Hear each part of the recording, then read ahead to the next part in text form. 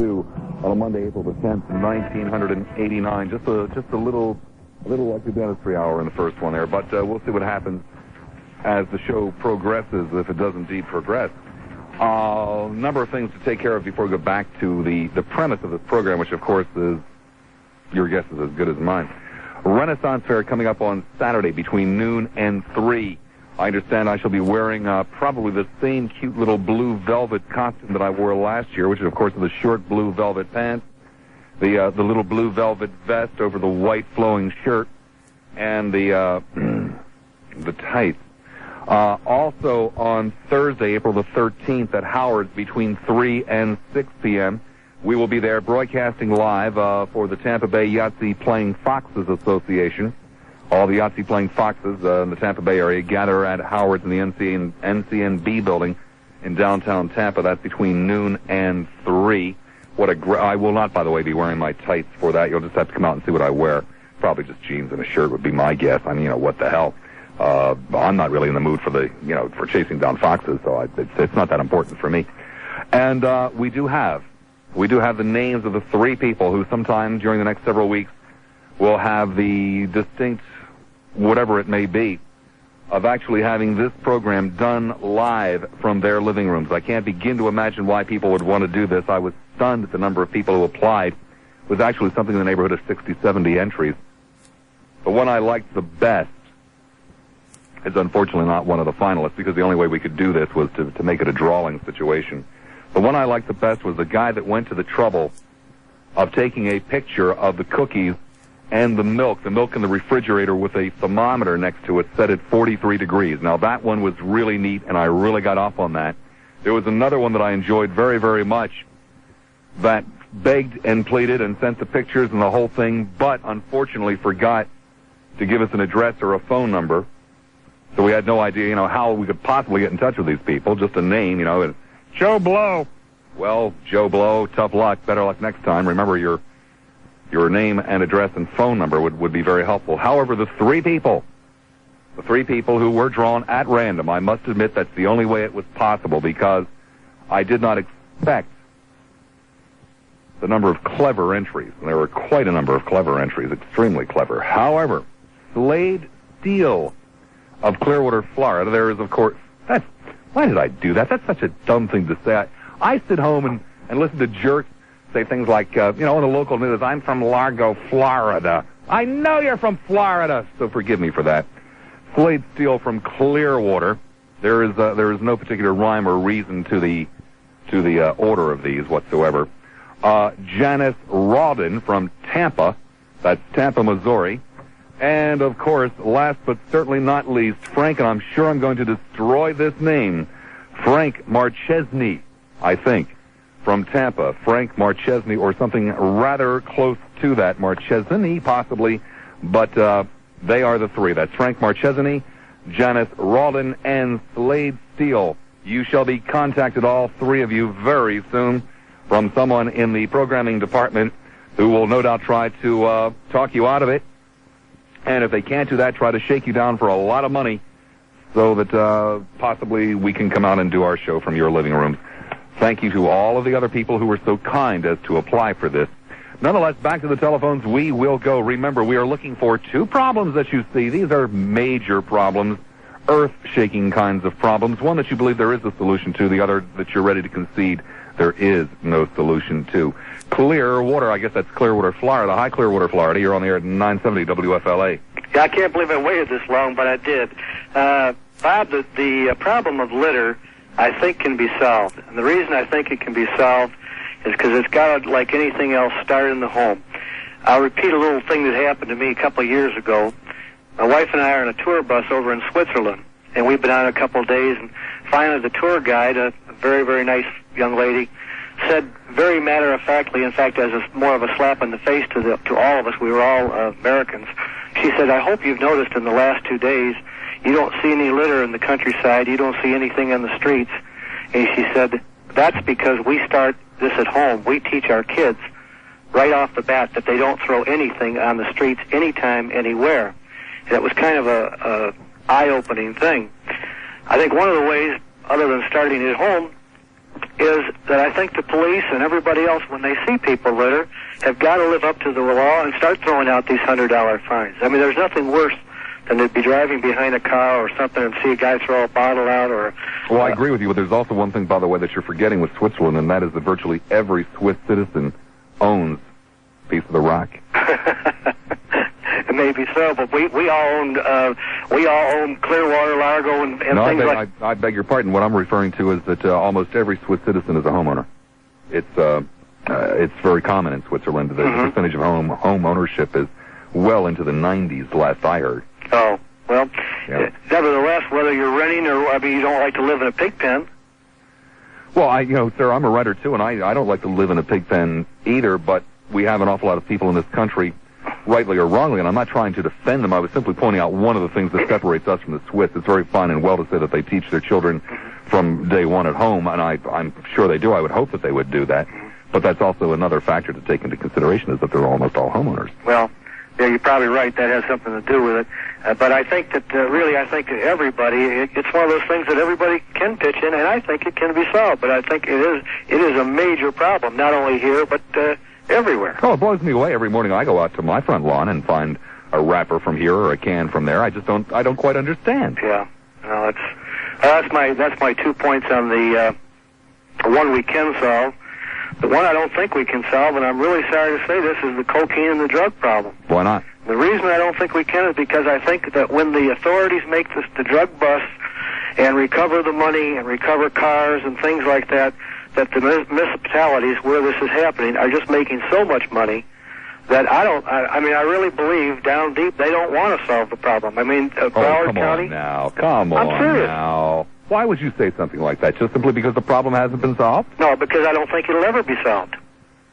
Well, why won't it be solved? Because I don't think the police really want to solve it. Did it ever dawn on you that it's not a solvable problem? How can the police make people stop taking dope? Oh, that's what I'm agreeing with you. But I'm saying even the bringing the coke and the dope or whatever. What you're doing is you're accusing the police of prolonging this. No. I think that's... Well, then I stand corrected with that. I'm not saying... No, wait a minute. That's putting too many people in the same pot. I'm just saying that it has been, and Beck, it's been in the papers and everything, that like when they take somebody's car from them, that's just another car for the police department to have. I think they like this. And I think that it's a type of thing that there's just too much money involved all the way up to the top that I just don't think that the influx of cocaine... You really think the police like getting shot at? Oh, no. Well, either do I, sir, so I don't really think that, they're kind of looking the other way so they can continue to confiscate cars and get shot at. But nonetheless, I appreciate the input. I thank you very much. 20 minutes after the hour, 4 o'clock. Must say, Gar, really surprised to hear you on a Monday. I would have thought that, you would have been all partied out or something like that from the weekend. How's it going, Gar? Ah, yes, ladies and gentlemen, the sounds of Gary McHenry dozing off in the background. We all recognize that. With a 970 WFLA Airborne Traffic Report. Hi, Bob. How was your weekend, buddy? Oh, Gary, busy. I mean, Mary and I were invited out Friday night. We're invited out Saturday night. We're out partying Sunday night.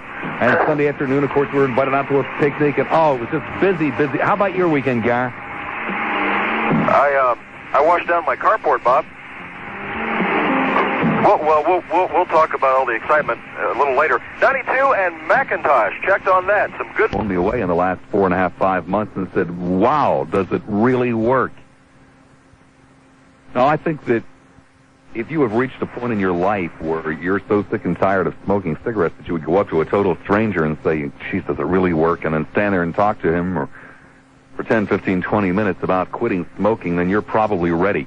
See, if you're looking for some kind of really quick, easy fix where you don't have to do anything, and you just walk in one day and say, hey, I would have quit smoking and walk out, well, I'm sorry, but this or any other program is not going to do the trick for you. But if you have reached a point in your life where you're fed up, but you just don't know quite how to go about it, you're concerned with maybe things like, well, geez, what am I going to do after I finish eating, or what am I going to do when I first wake up in the morning, or what am I going to do after, what? Or what am I going to do during any of those classic smoke a cigarette times, then you're ready. You're ready because, you see, Dr. Robert Sobel is the man that I'm going to recommend to you. he put together the program that's called Quit for Life. It addresses all of those questions that you have. It's going to help you find the reason that you smoke, help you find the thing that's going to keep you from smoking. The program is called Quit for Life. 2 one-hour sessions, 1 week apart, a total cost of $37.50. The phone number is 787-5530. Now, Dr. Sobel's offices are located in Clearwater, and to be perfectly frank with you, that's the best place for you to go. There are afternoon and evening sessions available to you, but if you can't make it to Clearwater, there is a book and a tape, and even more importantly than that, maybe you can get together a group of people, 5, 10, 15, 20, a whole office, a whole shop, whatever it might be, a whole store. And for a flat fee, Dr. Sobel will come out and conduct the courses right where you are. Quit for Life, 787-5530, 787-5530, please. Back to the phones we go. Kenneth City. Hi, Kenneth. You're on the air at 970 WFLA. Is that me? Yep. Well, my home in Kansas City is the fluorocarbon capital of Kansas City. My wife gets up in the morning, goes in the bathroom to do her business and make her hair. She sprays that junk all over her hair. Then when I get up to go in, the countertop of that vanity is like flypaper. I can't believe it. She harped at me constantly over years to quit smoking. I quit smoking for her. But do you think she'd give up that fluorocarbon hairspray for me? No. It's driving me up the wall. I understand being driven up the wall, sir. Clearwater, you're on the air at 970 WFLA. Bob. Yeah. This is Mulberry Wine. It's Mulberry Wine. Hello? Yeah. Okay. Now, what do you think you should do to that cap and spill all that goddamn oil up in Alaska? If it would be humanly possible, sir, to lock him into a small room with you for the rest of his life, I'd be in favor of it. Tampa, you're on the air at 970 WFLA. Okay, Bob. I'm calling about the depletion of the rainforest in South America. I think that's one of the most pressing and really immediate issues that's facing not just the people in South America, but the people in North America and all over the world. Mm-hmm. It's a concern that, the scientists say that actually that forest area down there is the climate control center of the world. And they're wantonly destructing the forest down there at a tremendous rate. I'm sure you're familiar with it. Well, you say it's the climate control area of the world, but does that mean that it has to be, or that it's always meant to be? Because the world has always changed. That's true. But I think that this change is coming about not in a natural evolutionary way. It's happening so rapidly. Well, I'm not sure about that. You say that's not in a natural evolutionary way. Well, it's man part of nature, and man's That's true. But do you really have a right to tell other people how to live because it's going to inconvenience you? Well, no, but I think that it's going to inconvenience them and everybody else in the long run. It's part of the problem. Now, the depletion of the ozone layer down over Antarctica is possibly part of that is from the CFC buildup. But they're also saying that because of the depletion of the rainforest, it's also helping that thing spread. And, their scientists are still real uncertain about what's going to happen with that down there. I don't know whether that's as an immediate problem as the problem with people. Do you have a solution to it? Well, that's what I'm going to suggest. I don't know. Well, then in that case, but may I suggest to you that I've got to put you on hold for a few minutes because I've got to run for the news. Can I do that? Go for it. Okay, on to hold. Line 1 goes. Don Richards standing by at the WFLA News Desk. Donald? About to solve a major problem of the world. I'll see what I can do here. From what I understand, the reason they clear out these forests down there is one of the main reasons is the need for arable land for farming, because they're constantly, when they clear it off, they can farm for one season because the soil is so nutrient poor. They can produce crops for a season, but then they die out and they can't grow anything there again. I don't know if this is a solution, but I think if our government would take a little bit more of an interest in what's happening. We're really talking about white middle-class kids in school. What we're talking about are big black guys doing dope who live not too far away from us that we're scared, whatless over. Okay. Now, these are the ones that are coming breaking in the house, man. We're looking at a long-term cure, and it has to start with the kids, the younger generation. Well, I would appreciate that again, but I would suggest to you that when we really are talking about the drug problem. We're talking about those black and sometimes even white and sometimes a little bit tan in between people who are breaking into our houses. This is what we're really talking about. I'm more upset on the aspect of what it's doing to our youth. I mean, my personal opinion is if drugs were coming from, say, the Soviet Union, we would have been at war with them years ago. But yet, since it's coming from South America, we're not. So it's kind of like, you know, people's attitudes are a little backwards in some cases. Do you have the same opinion? Can I put you on hold? Yes. Because I'd like to pursue this. It's a very common thing that people say, and I'd really like to get down and dirty with it. So let me put you on hold. Go to Don Richards standing by at the WFLA news desk and come back. About 9 potential. I mean, I assume we're talking about, we'll just single out one country here, Colombia. You know, you had said if the Soviet Union was waging war with us, we'd go to war against them, you know, but then Colombia's waging war with us. Well, the problem with that is if the Soviet Union went out and hired a guy in Kansas City named Harry, and he went to St. Louis and hired somebody named Mike, and he went to Chicago and hired somebody named Pete, and he went to New York and hired somebody named Pat, and, you know, let's run through 5 or 6 more cities and 5 or 6 more names to come and shoot at us, all Americans, then we wouldn't really have a hell of a lot of a bitch with the Soviet Union. See, if I went out to buy cocaine this afternoon, chances are pretty damn good I would not buy it from a guy named Jose, who comes from Colombia. I would buy it from a guy probably named Pete Johnson, who lives in, I don't know, College Park. And he probably bought it from somebody named Mike Thompson, who lives in South St. Petersburg. And on and on and on. Exactly. Right. You see, we're not at war with Colombia, we're at war with ourselves. Exactly.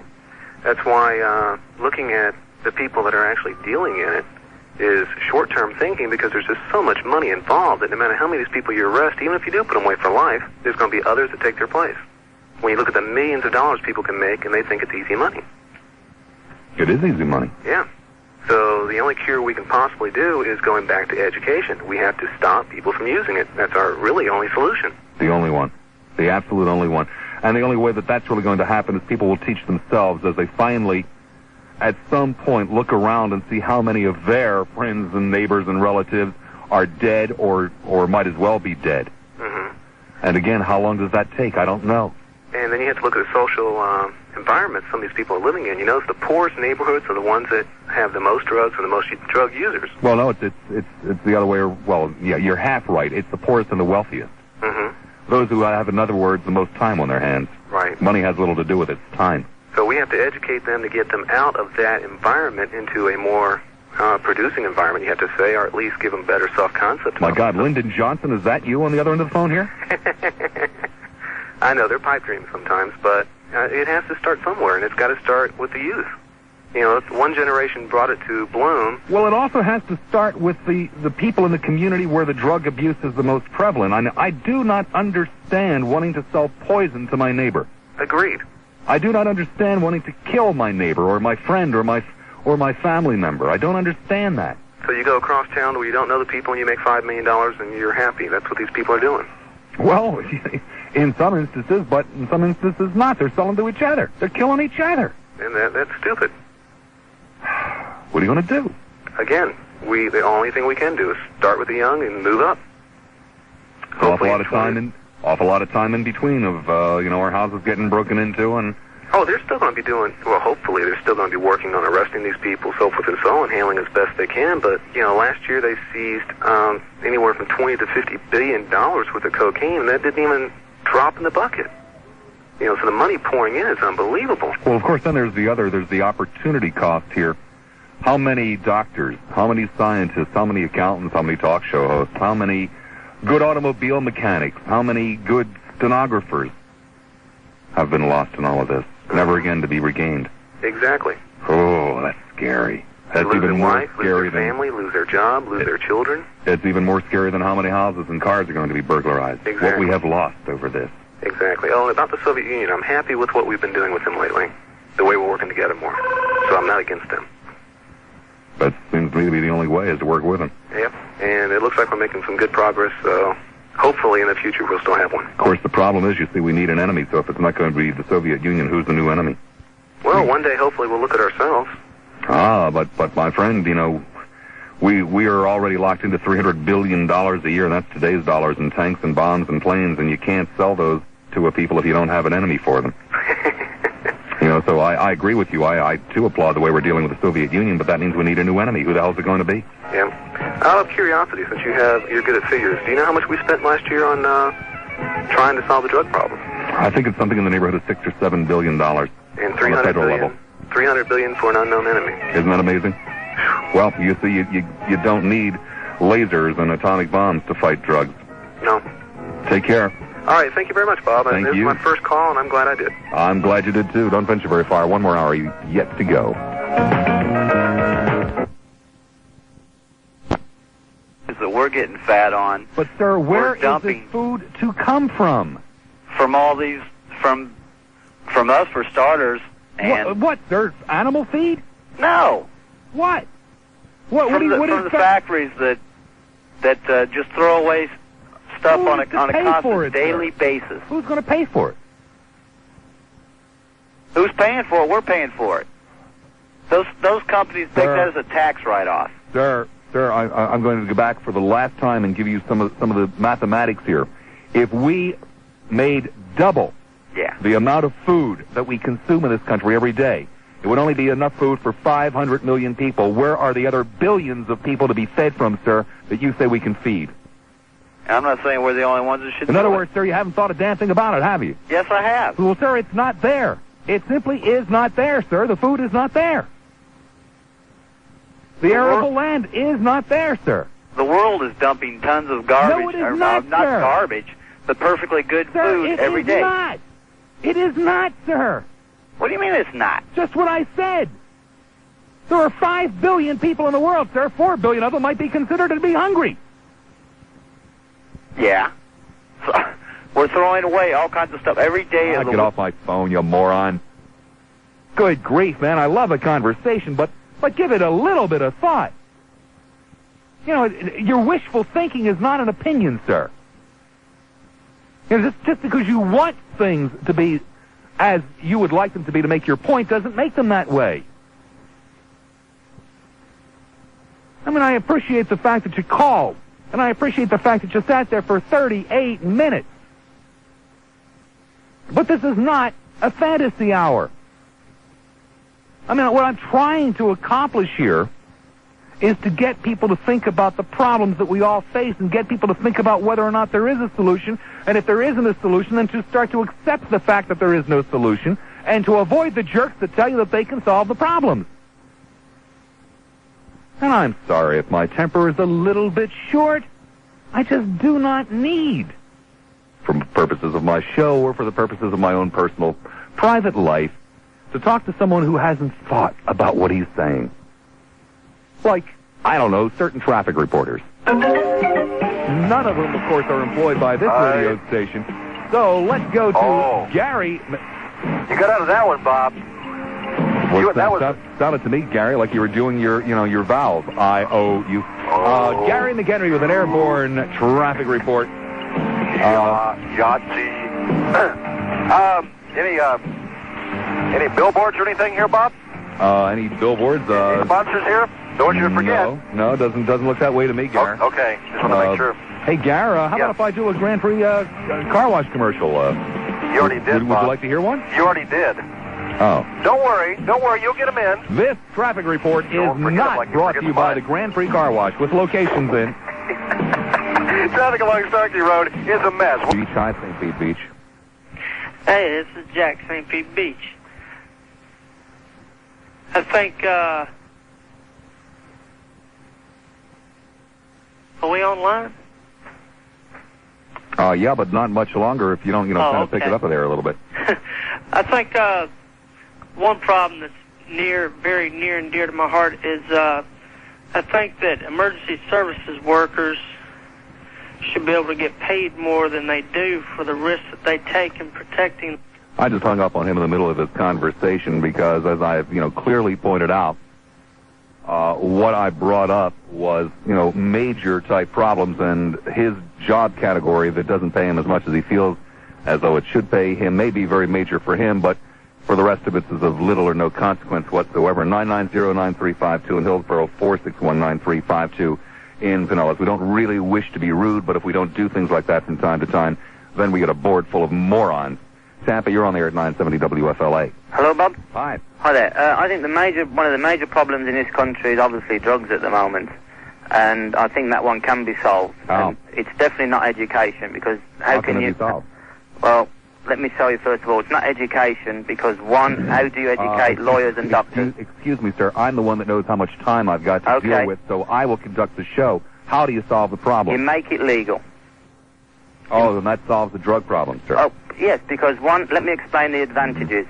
Okay? One, the government can collect taxes. You save the billions on law. How much are you going to charge for a hit, sir? It will make it a lot cheaper. How much, sir? Give me a price. Well, I don't know what it costs now because I don't buy the stuff. But well, it costs $10. So how much, sir? Let's make it $5. $5. That's going to solve the drug problem, right? Yeah, well, sir, here's why it won't solve the drug problem. You see, the guy who's stoned out on drugs, he doesn't have any money, sir. So it doesn't make any difference to him. How does he get stoned out on drugs if he doesn't have any money? If he doesn't have any money. Sir, I'm about to answer to get for his goods are what it costs for a fix. So in other words, if you steal a VCR and it costs $50 for a hit, then the guy's going to give you $50 down at the fencing store. If it costs 50 cents for a hit, he's going to give you 50 cents for the VCR. Sir, it doesn't solve your drug problem at all. Okay, I wasn't phoning up to stop the crime. I was phoning to stop the drug problem. If you want to stop... Sir, crime is the drug problem. Okay, well, wouldn't you agree that if the law enforcement officers weren't out there chasing the drugs down, they wouldn't be killed? You wouldn't have innocent bystanders killed. It just went right past you, didn't it? You see, the drug problem is the crime problem, sir. Oh, so you're still going to be out there stealing because they don't... Sir, people who are on drugs, the reason people who are on drugs, exactly. Sir, if you don't shut your mouth, I'm going to hang up on you. I'm in the middle of a sentence. The reason people who have a drug problem go out and steal is not, sir, because they're accountants who only make enough money to pay part of the price for the drugs and steal the difference. It's, sir, because they don't have jobs. They steal it all.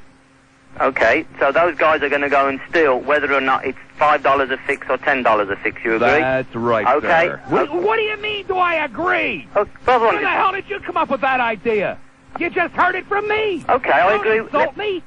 No, I just said that that's... Okay, I apologize for that one. Hello? Yes. Okay, wouldn't you think it would be better for those people, if they're still going to steal, like you said, to at least let them steal and we don't get law enforcement officers killed, innocent bystanders killed in deals?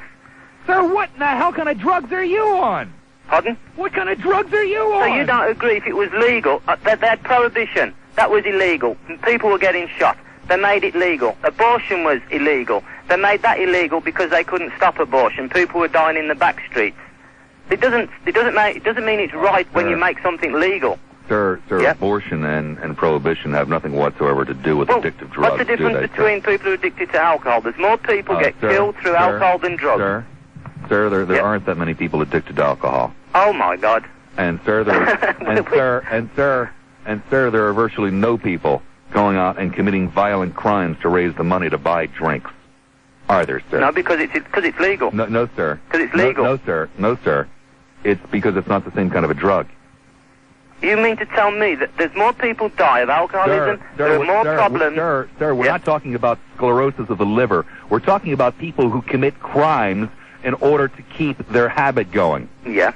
Sir, I wish that there was some way possible I could put you together in the same room with a guy that called a couple of calls ago because you're both on the same wavelength. Don Richards standing by at the WFLA News booth. 970 WFLA News brought to you by Midway Airlines. Almerton, because of an earlier accident that's now out of the way, but traffic's still backed up to Bryan Dairy. Garrett, anybody can do what you do. So Bob, anybody can hang up on people, too. Anybody can hang up on people, too. Fibber. Traffic on the Howard Franklin Bridge getting back to normal, and a slowdown earlier, but that has resumed its... Less water problem? No, less water. Oh, period. Less water in total. You know, it's not just foul water, it's the quantity of water is also a major problem. Mm-hmm. Well, I'm not sure what to do about increasing the water supply, but as far as the quality of water, I think something can be done so people can drink more water and have better water all around. Thank you very much. Off it is now to Floral City, wherever that may be. Floral, you're on the air at 970 WFLA. Oh, Floral City is just north of Brooksville. Okay. How's it going, Bob? Reasonably. All right, first-time caller. Great. Yeah, I'd like to talk to you about how big business is ignoring the environment by continually dumping chemicals into the water supply and dumping toxic waste into the air. Well, big business isn't any different than you or I. Why only zero in on them? Why? Because they dump the biggest quantities of it. Well, big deal. Come on. Why pick on them when you and I do the same damn thing? Oh, how do you and I dump chemicals into the water supply? Well, maybe it's not chemicals into the water supply, or maybe it is. Did you ever dump anything out in your backyard? Not really. Well, most people do. Most people dump all kinds of crap out in the backyard or the front yard or down the toilet or out in the gutter out front. That's true. Most people deliberately and knowingly do things that they know are bad for the atmosphere or for the environment. That's true, but isn't it easier to regulate a big corporation is to a few people that do it in the why should backyard? a big corporation have any different social responsibility than the average guy? I mean, what we're doing when we pick on big business or whatever is somehow laying off the responsibility from our own shoulders onto someone else, saying, well, let them clean up their act because they're bigger than I am. They're worse than I am. We can't expect big business to be socially responsible unless we ourselves are socially responsible. That's true, but wouldn't it be better to set the standards with the big business and then come back to us? No, it'd be a hell of a lot easier to set the standards here and then point to big business and say, hey, look, we're doing it. Well, wasn't it true, I'd say roughly about 10 years ago, the businesses were deregulated from all the stringent Clean Air Act? No, it is not true. It's not? No, sir, no. They have not been deregulated. There have been some easing of some of the clean air and clean water regulations, but to say deregulated is not even close to true. Well, why have we gone to the easing of the Clean Air Act? Because isn't it just ruining it for the future? Well, sir, let's not waste our time asking each other silly questions that we know the answers to, but concentrate on perhaps what I said a little bit earlier in the conversation, is that if you want big business to clean up its act, then you better get little people to clean up their acts first. Well, would schooling and then information now help that any? Now, again, you're asking me silly questions, sir, that you know the answer to. Don Richards standing by at the WFLA News Desk. Donald? Yes, sir. Mr. Lassiter. Yes, sir. First-time caller. Thank you. The discussion about water, are we still allowed to talk about water?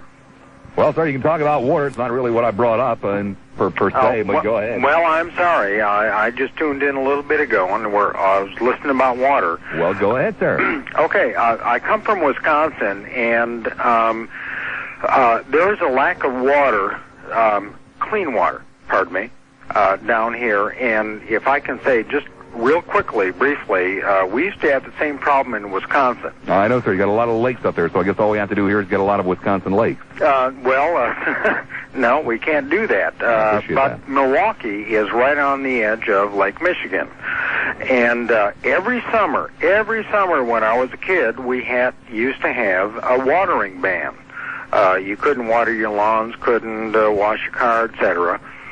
And nobody could figure out why, because we had all of this water being pumped in, and then eventually the waterworks utility decided... Could we spin this up a little bit and get right down to a bottom line? Sure, okay. We were paying about $1.65 a month for all the water we wanted. And then eventually they said, we need to pay for what it costs to deliver this water, and they raised that to $15 or $16 a month. And we had no more water problems. And isn't that amazing? Yes, sir. I don't think we're doing... Perhaps most amazing story I have ever heard on this radio program. Now, there is something that I would like to bring to your attention, those of you who have been along for the entire 3 hours this afternoon, and that is that to the best of my knowledge, not one of those dozen and a half, whatever it may be, people who in the last month or so have said things like, gee, you ought to do more serious shows, none of this light stuff, none of this wrestling. Not one of those voices was heard this afternoon. Not one of them.